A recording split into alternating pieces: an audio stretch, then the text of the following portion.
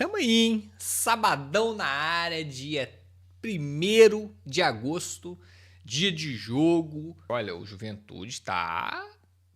Sei não, hein? Juventude tá bastante desfalcado, dupla de zaga fora, Rodrigo Santos suspenso, Messias machucou. Tem essa questão aí do Mandaca, o Alanzinho que rompeu o LCA aí no treino da última terça-feira, ou seja, Juventude bem desfalcado, com várias dúvidas, tá, gente? Então, é aquela, né? Vamos ver o que vai acontecer aí logo mais, mas não deixa de ser desfalques importantes, dúvidas importantes. É um time que a gente, independente de qualquer situação, já sabemos que vai vir mexido contra o Galo. E falando em Galo, vamos trazer as notícias do Galo. E a última parcial que eu tenho para passar para vocês é na casa de 29 mil ingressos, ou seja, estamos aí na beirada dos 30 mil, o jogo é só 7h30, já falei com vocês ontem, o Galo vende bastante ingresso na véspera e no dia do jogo, tá? Isso é algo corriqueiro lá dentro do Clube Atlético Mineiro, eles têm esse mapeamento, eles têm esse estudo. Jogo do Galo, sábado, vai vender mais na sexta e no sábado. Jogo do Galo no domingo, vai vender mais no domingo e no sábado. Na quarta, vende mais na terça e na quarta. Então, até a hora que a gente está gravando esse vídeo, 29 mil ingressos, devemos ter um público aí, meu amigo, acima de 33, na minha opinião, tá? Ontem eu fiz um vídeo aqui especulando de 28 a 32. Eu já falo com vocês que essa previsão minha... posso estar um pouquinho errado, acho que vai dar para mais, acho que vou errar para mais, tá, gente? Acho que teremos um público aí superior na casa dos 35 mil torcedores. O Edio foi liberado pelo departamento médico, o Alan Franco também está liberado, está fazendo treinamentos, acredito eu que vai ser relacionado. Nosso querido Cissé está suspenso. Era jogo, na minha opinião, para o Cissé começar de titular, mas ele está suspenso. Thiago Borbas está no bid, saiu ontem, está à disposição, mas ele fez só um treino. Tá? O Thiago Borbas fez só um treino. Será que com um treino ele já vai para o jogo? E não é que ele fez só um treino, ele fez só um treino e ainda assim ele... já tá um tempo legal aí sem jogar, então tá sem ritmo, fez um treino só. Tenho minhas dúvidas, tá? Não sei, eu tenho minhas dúvidas se o Thiago Borbas vai ser relacionado, vamos aguardar. E lembrando, hein, o Juventude vem de 7 vitórias nos últimos 10 jogos, vice colocado na Série B, pegou elevador, incrível isso, falou que ia pegar o Galo na Copa do Brasil, os caras dispararam a ganhar. Então eu imagino um jogo difícil, um jogo pegado, um jogo aí que, né, foge da característica onde esse time tem rendido mais, o Galo tem rendido melhor quando joga fechadinho, quando joga recuado, tá? O Galo tem jogado melhor em casos assim, foi assim contra o Cruzeiro lá no Mineirão, foi assim contra o Palmeiras no Allianz Parque. Quando o Galo tem que propor o jogo, o Galo tem mais dificuldades, tá? Mas eu espero que hoje fuja dessa situação, nós façamos aí algo diferente do que a gente tem visto. Hoje é jogo para fazer aí pelo menos 2 gols de diferença, para ir tranquilo lá no Alfredo Jaconi, que é um estádio complicadíssimo de jogar.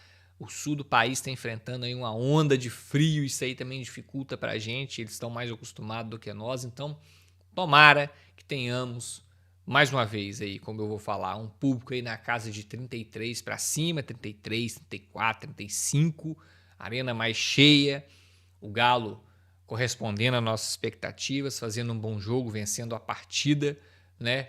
E tomara que nós consigamos levar um resultado bem favorável para o jogo de volta, para não passar aquele aperto que nós passamos contra o Ceará.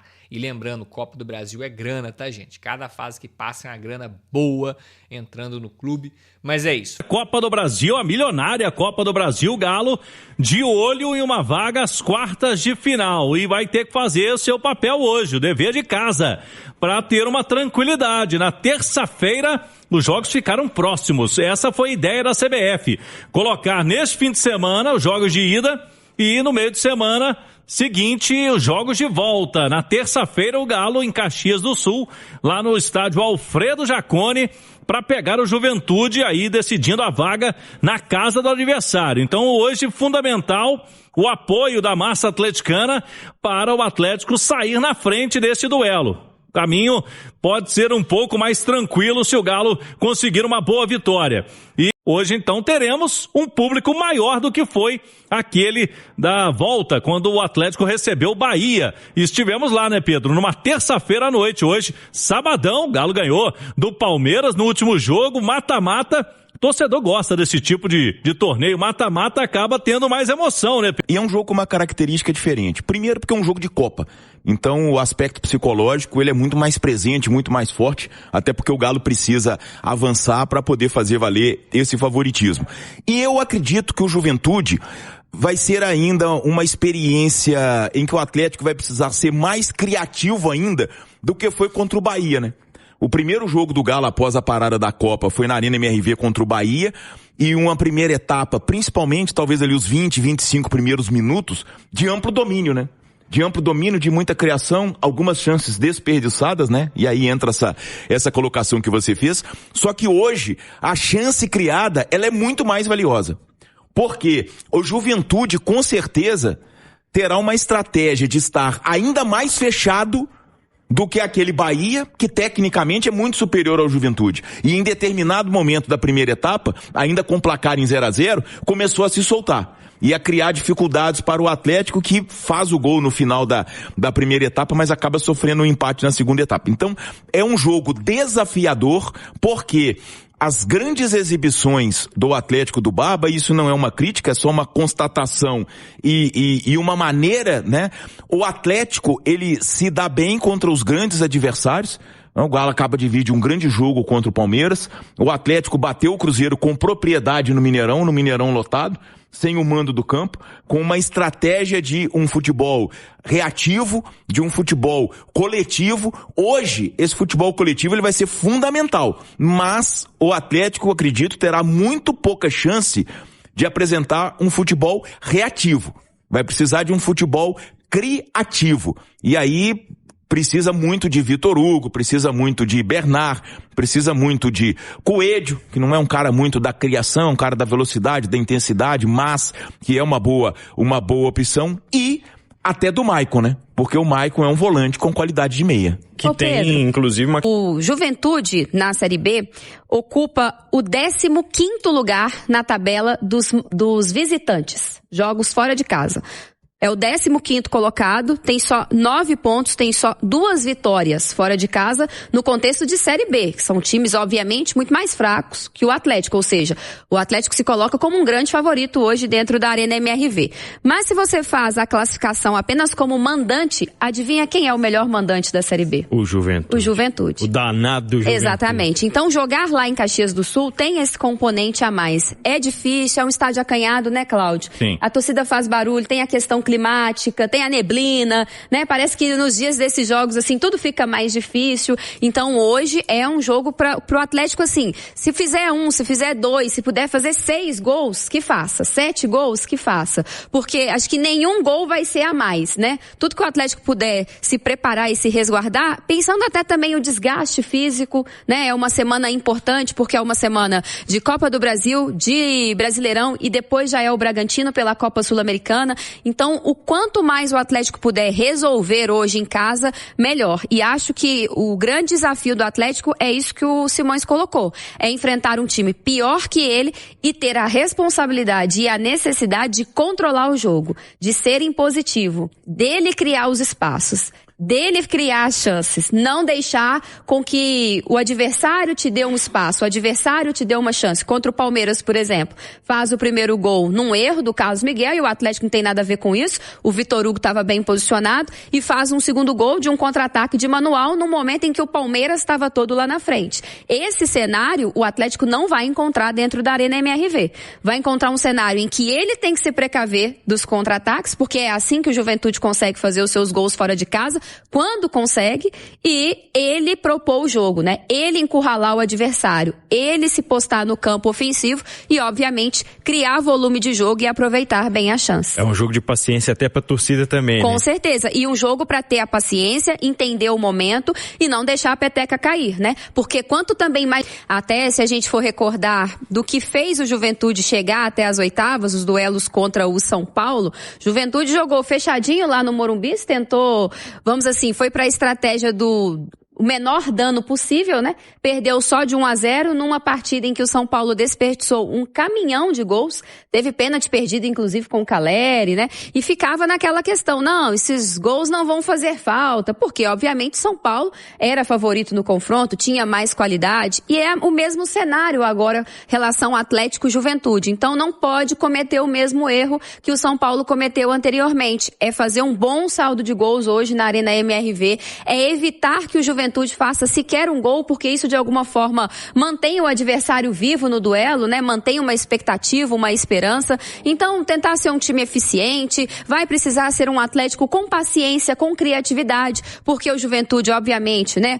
Vai jogar mais fechadinho, vai tentar tirar os espaços do Galo, então vai precisar de boa circulação de bola, vai precisar desse jogo pelo lado do campo forte para abrir essa defesa do Juventude, com o Renan Lodge de um lado, com o Coelho, ou que seja o apreciado pela direita, né? As ultrapassagens também do Natanael, que vive um bom momento, colaborando inclusive com assistências. Então acho que o jogo do Atlético passa muito por aí. E é também entender o adversário, né?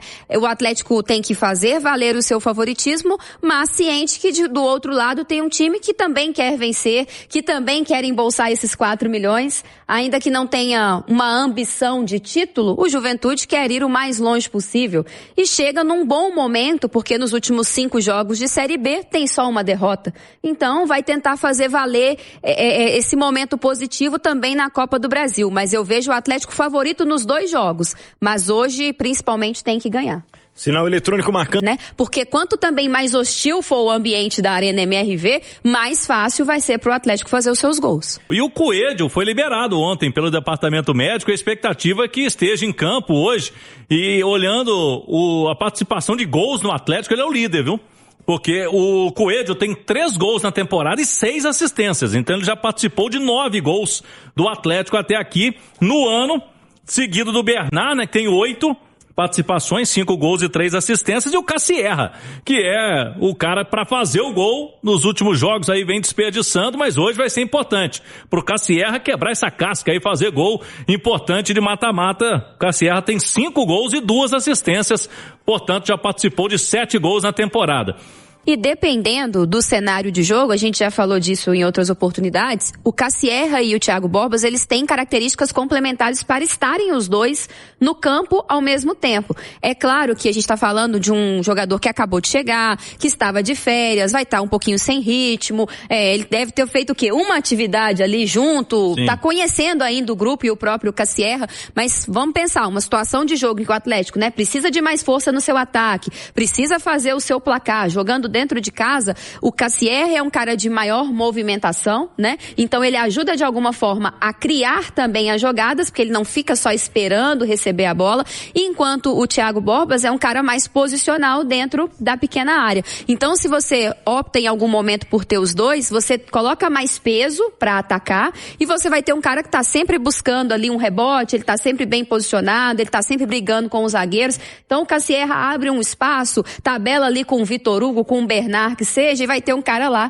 esperando também para essa bola chegar. Eu acho que tê-lo hoje no banco de reservas, ainda que não esteja na melhor das condições, 100%, mas dependendo, se precisar, tenha um trunfo ali, uma carta na manga. Tomara que não precise, né? Para que se ele entrar, entre para pegar ritmo, numa situação mais leve, para daqui a pouco aí sim tá pronto para ajudar o Galo. Você vai ficar surpreso? Eu concordo com a Nath, é um tipo de jogo que você pode precisar do centroavante, né?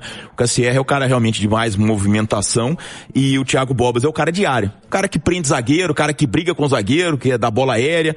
Então, dependendo do andamento da partida, você precisa fazer o resultado dentro de casa. Pode ser uma opção interessante, sim, para o Atlético. E acho até que ele veio por isso, né? Ele veio justamente por ser o centroavante, né? O cara de área, o típico 9 brigador com o zagueiro. Então, eu acho que é o tipo de jogo que você ter um cara desse, pelo menos no banco, não deixa de ser uma arma.